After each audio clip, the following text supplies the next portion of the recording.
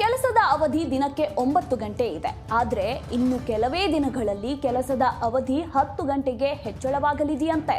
ಹೌದು, ನೀವು ಕೇಳ್ತಾ ಇರೋದು ನಿಜ.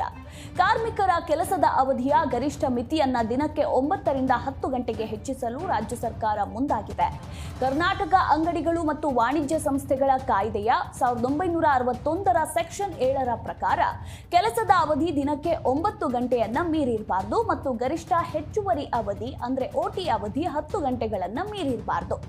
ಇನ್ನು ಉದ್ದೇಶಿಸಿದ ತಿದ್ದುಪಡಿಯ ಮೂಲಕ ಕೆಲಸದ ಅವಧಿಯನ್ನ ಈಗ ದಿನಕ್ಕೆ ಗರಿಷ್ಠ 10 ಗಂಟೆ ಮತ್ತು ಹೆಚ್ಚುವರಿ ಕೆಲಸದ ಅವಧಿಯನ್ನ ದಿನಕ್ಕೆ ಗರಿಷ್ಠ 12 ಗಂಟೆಗಳಿಗೆ ವಿಸ್ತರಿಸಲು ಸರ್ಕಾರ ಮುಂದಾಗ್ತಾ ಇದೆ.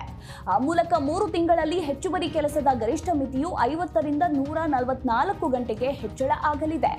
ಛತ್ತೀಸ್ಗಢ, ಗುಜರಾತ್, ಮಹಾರಾಷ್ಟ್ರ, ಉತ್ತರ ಪ್ರದೇಶ ಮತ್ತು ಉತ್ತರಾಖಂಡಗಳು ಈಗಾಗಲೇ ಇದೇ ರೀತಿಯ ತಿದ್ದುಪಡಿಗಳನ್ನ ಮಾಡಿವೆ ಎಂದು ಕಾರ್ಮಿಕ ಇಲಾಖೆಯ ಮೂಲಗಳು ತಿಳಿಸಿವೆ.